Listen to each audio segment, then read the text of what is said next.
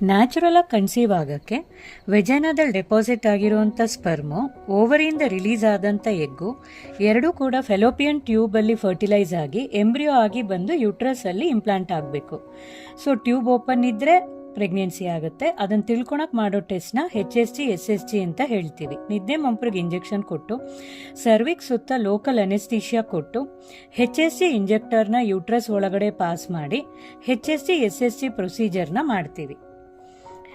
HSG ಪ್ರೊಸೀಜರ್ನಲ್ಲಿ HSG injector ಮೂಲಕ ಡೈನ pass ಮಾಡಿ ಟ್ಯೂಬಿಂದ ಹೊರಗೆ ಬರ್ತಿದ್ಯಾ ಇಲ್ವಾ ಅಂತ ಹೇಳಿ ಸಿಯಾಮ್ ಮೂಲಕ ವಿಡಿಯೋನಲ್ಲಿ ರೆಕಾರ್ಡ್ ಮಾಡ್ತೀವಿ.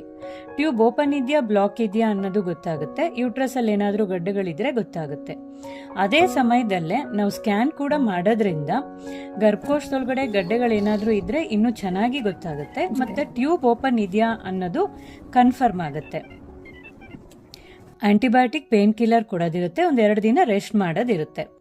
ತುಂಬ ಜನ ಈ ಪ್ರೊಸೀಜರ್ ಮಾಡೋಕ್ಕೆ ಹೆದರೋದು ತುಂಬ ನೋವು ಬರುತ್ತೆ ಅಂತ. ಬಟ್ ನಮ್ಮ ಆಸ್ಪತ್ರೆಯಲ್ಲಿ ನಾವು ನಿದ್ದೆ ಮಂಪ್ರಿಗೆ ಇಂಜೆಕ್ಷನ್ ಕೊಟ್ಟು ಸರ್ವಿಕ್ಸ್ ಸುತ್ತ ಲೋಕಲ್ ಅನೆಸ್ಥೀಷಿಯಾ ಕೊಟ್ಟು ಬೇಕಿದ್ರೆ ಜನರಲ್ ಅನೆಸ್ಥೀಷಿಯಾ ಕೊಟ್ಟು ಪ್ರೊಸೀಜರ್ ಮಾಡ್ತೀವಿ. ಮತ್ತು HSG SSG ಎರಡೂ ಕೂಡ ಒಟ್ಟಿಗೆ ಮಾಡ್ತೀವಿ. ಸಿಯಾಮ್ ಮೂಲಕ HSG, ಸ್ಕ್ಯಾನ್ ಮೂಲಕ SSG. ಸೊ ಎರಡು HSG SSG ಒಟ್ಟಿಗೆ ಮಾಡೋದ್ರಿಂದ ಎರಡರದ್ದು ಅನುಕೂಲಗಳನ್ನ ನಾವು ಪಡ್ಕೋಬಹುದು.